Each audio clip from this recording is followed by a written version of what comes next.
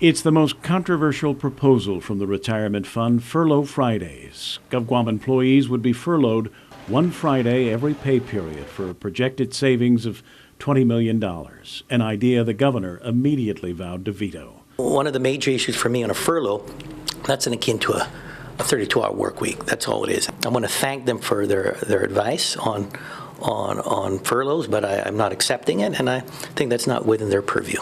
Democratic Party Executive Chair Carlo Branch was quick to point out that the furlough idea would not result in a 32-hour work week. It recommends furloughing GovGuam employees every pay period on a Friday, which would be once every 2 weeks, and Branch emphasized it's the Retirement Fund's proposal right now, not a legislative one.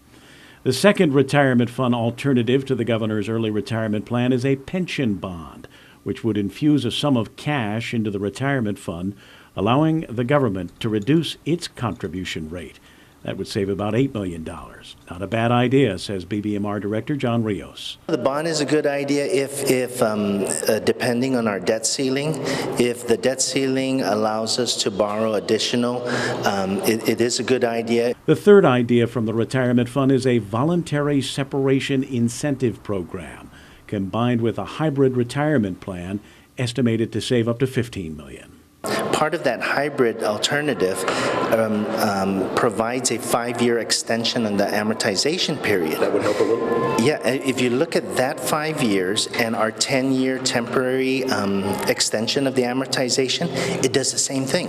These proposals from the Retirement Fund remain just that, proposals. They are the result of talks between the administration and the Retirement Fund, which has expressed strong opposition to the governor's original early retirement plan, which is the centerpiece of the governor's $71 million spending cuts bill number 507.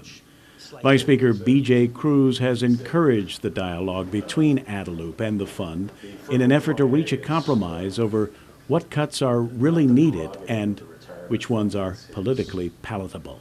We need to all sit down and work together, and I'm willing to do it, and I really commend the administration for meeting with the Retirement Fund over the last week and for them being open to continued discussions and for the Retirement Fund to have taken the time and for their counsel and their actuaries to fly out here to discuss this. I really am thankful that everybody is trying their best. The governor naturally said he prefers his original omnibus spending cut bill, but he too understands the need for compromise. We would like to have, again, this omnibus spending package passed as is. We feel very confident about that, but we also understand that we have to work with the legislature, and the legislature has to listen to the viewpoints of others as well.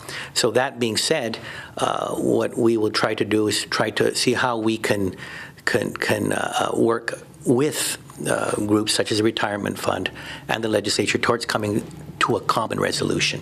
When? How soon? When do you want this? I would like it as soon as possible. We're already in the fiscal year, and the days are ticking, and every day we do not make dramatic changes to our spending practices means that the medicine will be that much more bitter. Kevin Kerrigan, PNC News.